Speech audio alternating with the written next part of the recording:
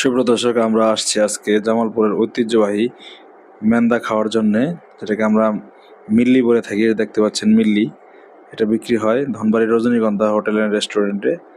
এটা 6 পিস দিয়ে 200 টাকা দাম নিয়ে থাকে তারা, এবং খেতে অনেক সুস্বাদু। যা আপনারা যদি কেউ না খেয়ে থাকেন তাহলে এখানে এসে ট্রাই করতে পারেন। আপনারা দেখতে পাচ্ছেন হোটেলের পরিবেশটা অনেক সুন্দর। এখানে নিরিবিলি পরিবেশে আপনারা খাওয়া দাওয়া করতে পারবেন। দেখতে পাচ্ছেন আমার প্লেটে এক পিস করে মাংস দেওয়া হচ্ছে, এবং এই মাংসটা রান্না করা হয় চাউলের গুঁড়া দিয়ে এবং আরও কিছু মশলা দিয়ে। এটি মানে মিল্লিটা তৈরি করা হয়, যে লালন ভাই আমাকে দিচ্ছে একে একে। তো খাবারটা অনেক সুস্বাদু।